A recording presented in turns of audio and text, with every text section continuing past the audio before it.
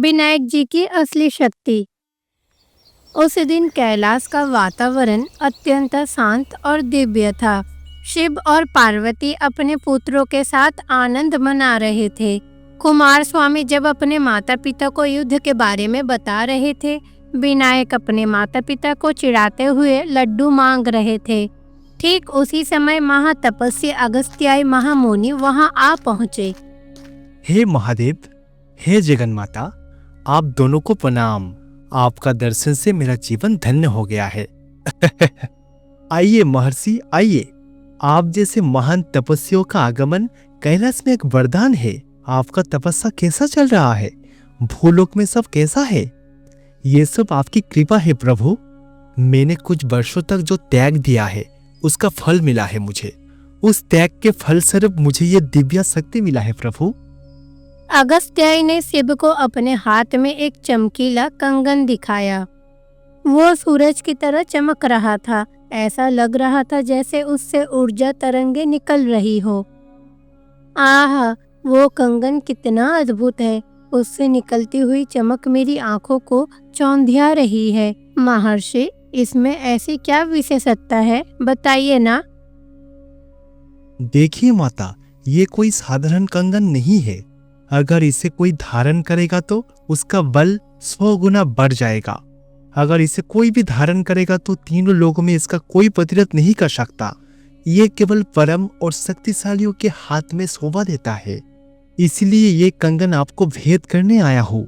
इसे अपने दोनों पुत्रों में से जो शक्तिशाली है उसे दान करे। सबसे शक्तिशाली, ये शब्द सुनते ही सबकी नजर देवसेना के नायक और वीर कुमार स्वामी की ओर मुड़ गई। कुमार स्वामी गर्व से मुस्कुराते हुए आगे आए। दादाजी, ये उपहार के लिए धन्यवाद। अपने माता पिता के आशीर्वाद से मैं ये कंगन ग्रहण करने के लिए तैयार हूँ। लेकिन ये शब्द सुनकर गणेश का चेहरा पीला पड़ गया। उन्हें बहुत दुख हुआ कि किसी ने उनकी परवाह नहीं की। किसी ने उनकी शक्ति को नहीं पहचाना। उनकी आंखें नम हो गए। माँ, क्या शक्ति का अर्थ केवल युद्ध करना और शास्त्र धारण करना ही है? मैं विघ्नों का निवारण करता हूँ, क्या वो शक्ति नहीं है? मैं अपने भक्तों के संकटों का समाधान करता हूँ, क्या वो शक्ति नहीं है? मैं अपनी बुद्धि से समस्याओं का समाधान करता हूँ, क्या वो शक्ति नहीं है? क्या आपको मेरी बुद्धि दिखाई नहीं देती? नहीं बेटा, ऐसा मत कहो। तुम हमारे जेठे पुत्र हो। तुम्हारी बुद्धि और विवेक हमारे लिए गर्व का विशेष है। लेकिन यहाँ शक्ति एक कंगन है, इसीलिए। मैं समझ गया। इस कैलाश में मेरी बुद्धि का कोई मोल नहीं है। मुझे ये कंगन नहीं चाहिए। मुझे कोई नहीं समझता। विनायक इस प्रकार व्याकुल होकर आंसू और क्रोध में वहां से चले गए। वे कैलाश में एक शांत उद्यान में जाकर एक वृक्ष के नीचे उदास होकर बैठ गया। उनका वाहन मूषक अपने स्वामी की पीड़ा ना देख सका। धीरे धीरे उनके पास पहुंचा।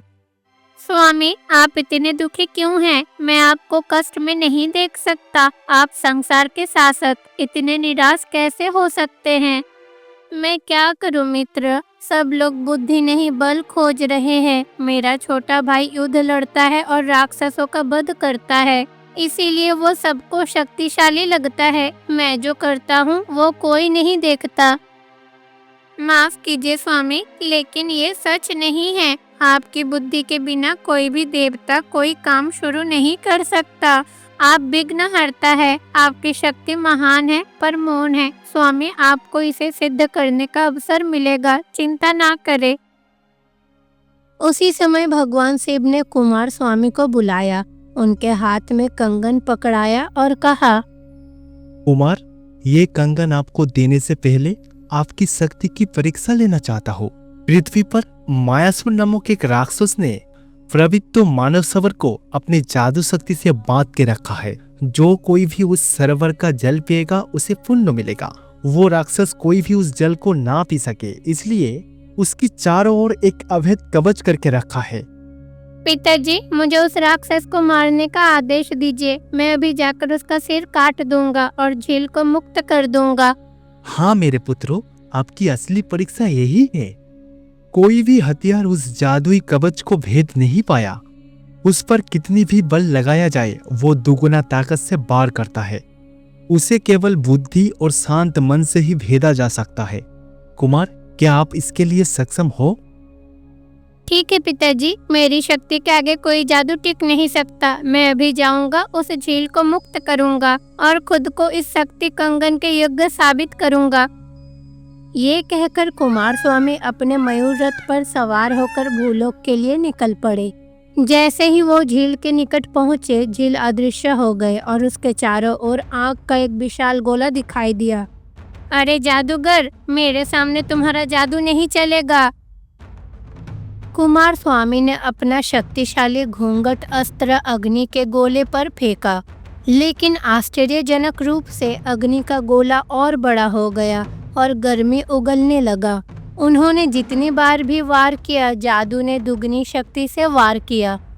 कुमार स्वामी अंत में थके हारे कैलाश लौट आए। पिताजी, मुझे क्षमा करे, मैं असफल हो गया। उस जादू के सामने मेरी शक्ति काम नहीं आए। कुमार स्वामी की हार देखकर सभी चिंतित हो गए। तब देवी पार्वती अपने ज्येष्ठ पुत्र विनायक के पास गए, जो सिंहासन पर विराजमान थे। बेटा गणपति, क्या तुम अब भी गुस्से में हो? देखो, संसार में एक बड़ी समस्या खड़ी हो गई है। तुम्हारा छोटा भाई अपने बल से उसका समाधान नहीं कर सका। अब सबकी आशा तुम पर है। ये तुम्हारी बुद्धि की परीक्षा है और ये काम तुम्हारे सिवा कोई नहीं कर सकता। सच में माँ, क्या मेरी बुद्धिमत्ता की जरूरत है? हाँ बेटा, शक्ति का मतलब सिर्फ लड़ना नहीं है, बल्कि बुद्धि से कठिनाइयों को दूर करना भी है। तुम ही असली शक्ति हो। कृपया जाओ और उस झील को मुक्त करो। तुम्हें जीत कर आना होगा। अपनी माँ की बातें सुनकर भगवान गणेश का क्रोध शांत हो गया। वे खुशी खुशी भूलोक के लिए निकल पड़े।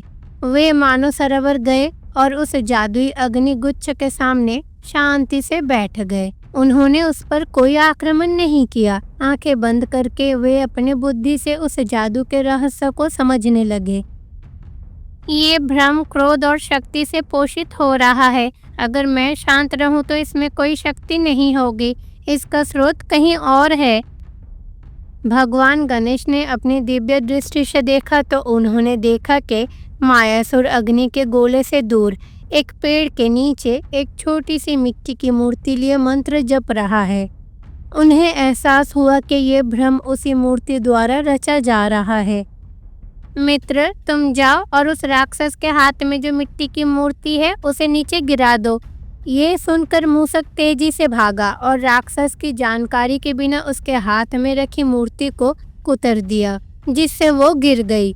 जैसे ही मूर्ति गिरकर टूट गई, मानो सरोवर को घेरे हुए अग्नि का गोला अचानक गायब हो गया। अरे ये क्या, मेरा जादू टूट गया।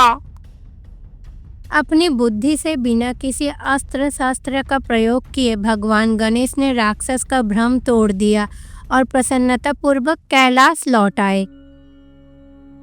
भैया, मुझे माफ कर दीजिए, मुझसे गलती हो गई। आप ही असली शक्ति हो। मैंने ताकत में विश्वास किया, आपने बुद्धि में। आज से मैं आपकी बुद्धि का सम्मान करूंगा। विनायक, इस कंगन की असली हकदार आप हो। शक्ति का अर्थ केवल विनाश करना नहीं है, बल्कि बुद्धियों से बाधाओं को दूर करना और संसार की रक्षा करना होता है। आपकी बुद्धि ही सच्ची शक्ति है। सच्ची शक्ति हथियारों या शारीरिक शक्ति में नहीं, बल्कि हमारी बुद्धि और विवेक में निहित है।